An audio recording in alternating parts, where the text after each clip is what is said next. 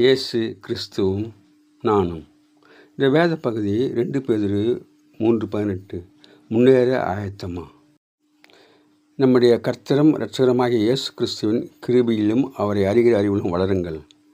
அன்பான சகோதர சகோதரிகளே, நாம் ஆண்டவருக்குள் வளர வேண்டும், அவர் கிருபையிலே வளர வேண்டும் என்று பேதுரு அப்போஸ்தலன் சொல்லுகின்றார். அவர் கிருபை ஒவ்வொரு நாளும் புதியவர்களாக இருக்கின்றது. கிருபை இல்லாமல் வாழ முடியாது. ஜீவனை பார்க்கல நல்லது, உமது கிருபை நல்லது, என் உதடுகள் உம்மை துதிக்கும் என்று சங்கீதக்காரன் சொல்கின்றான். அதனாலே ஆண்டவருடைய கிருபைக்கு நாம் காத்திருக்க வேண்டும்.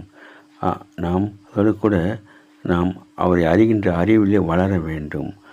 நாளுக்கு நாள் வளர்ச்சி, சரீர பிரகாரமான வளர்ச்சி இருக்கின்றது போல ஆவிக்குரிய வளர்ச்சியும் நாம் அடைய வேண்டும்.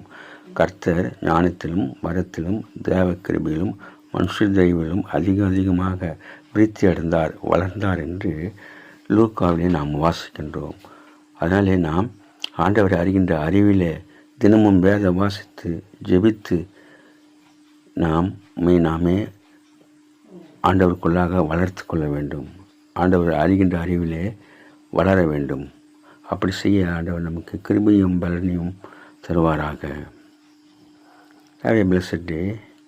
God bless you. Give your heart to God, your hand to man. Live in God's word, live on our knees. Thanks for watching.